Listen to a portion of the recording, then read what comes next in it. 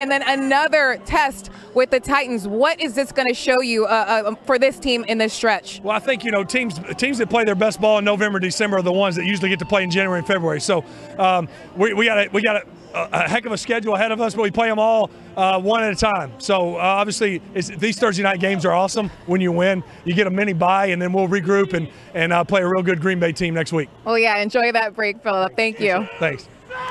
All right, still a tough schedule for them, but right now they're in control. Well, they got Tennessee in 2 weeks. They got Green Bay. Green Bay and Tennessee are the two toughest from what I can see right now. And the fact tonight, earlier they were 3 for 5 on fourth down. And if you'll go back to the week following that, they actually threw play action from fourth and inches and didn't make it. And people were wondering, why in the world would you do that? Well, tonight we saw why. Finally, they did convert. Hines getting in for the touchdown. On the flip side, Tennessee's got to straighten out. They've lost 3 of 4 after that 5-0 start.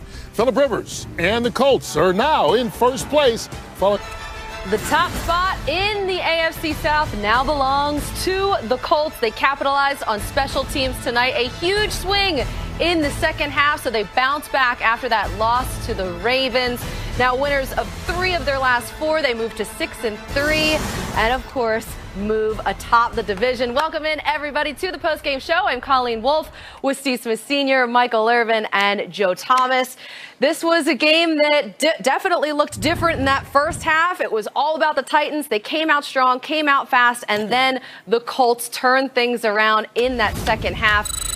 Here's the playoff picture, how it looks right now. Of course, as I just mentioned, Indianapolis now in that 4 seed because they are leading the division there at 6-3, and then the Titans move down to the 6th seed. So they're still in the playoff picture, obviously, there in the wild card spot.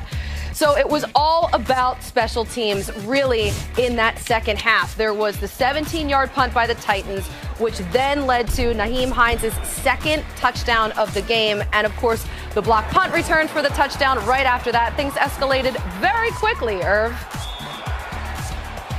Yeah, and I'm going to tell you something. This was something that the coach saw in film and study when they looked at it and the way they attacked those special teams. And you saw it. Once he shanked that punt, the punter was on the sideline. Troy and Joe, who does such a great job, they commented that he was beating himself up over there.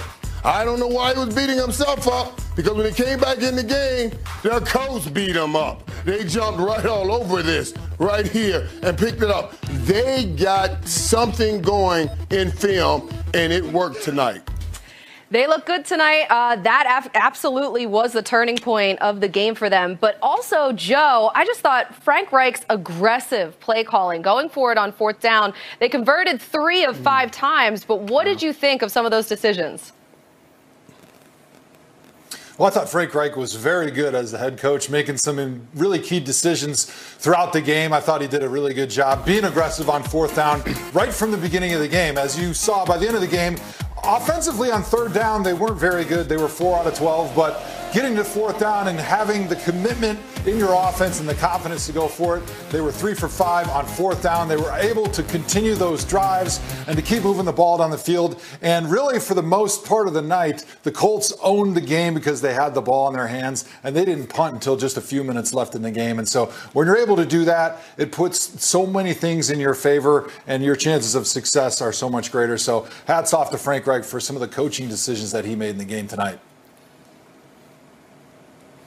You're absolutely right, Joe. When the Tennessee Titans were on defense in the first half, they were on the field a lot of the time. And then all of a sudden, Frank Reich goes in at halftime and he comes out and he attacks this defense, right? On the first play of the game in the second half, he had a first down. Then the second play, a run play.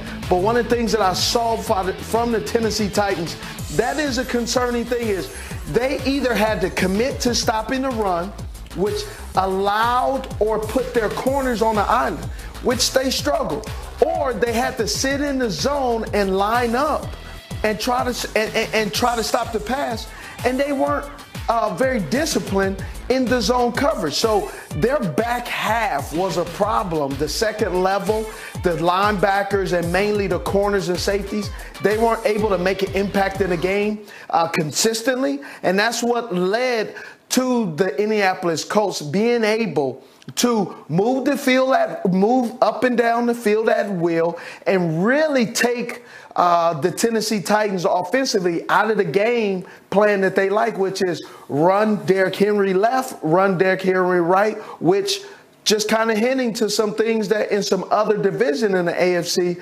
everybody's predictable if you don't become creative with your play calling. We saw the Colts. They were able to spread the ball around, move the chains all night, especially in that second half. And then the Titans, they allowed 430 yards of offense to the Colts. And you add in all of the special teams gaffes, and that led to the Colts winning